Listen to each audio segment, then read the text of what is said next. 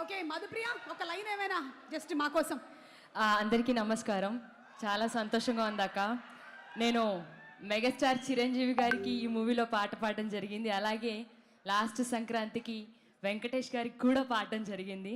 Thank you so much Anil sir for this wonderful opportunity.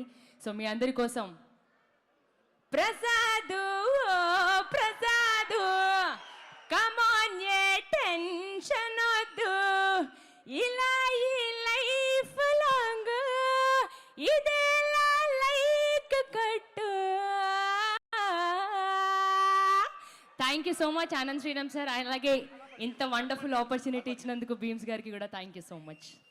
Thank you so much Madhupriya. And Sameer Reddy గారు sir, ఆ DOP ఫెంటాస్టిక్గా చూపించారు అందరినీ కూడా బ్యూటిఫుల్గా. సార్ అనిల్ గారు, thank you so much. You made my dream come true, giving a chance to work with my megastar, my boss.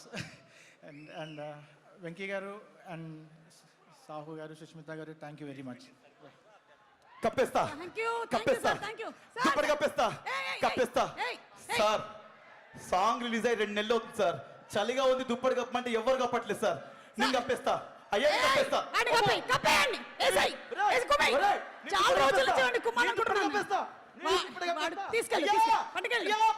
దుప్పటి కప్పేస్తా.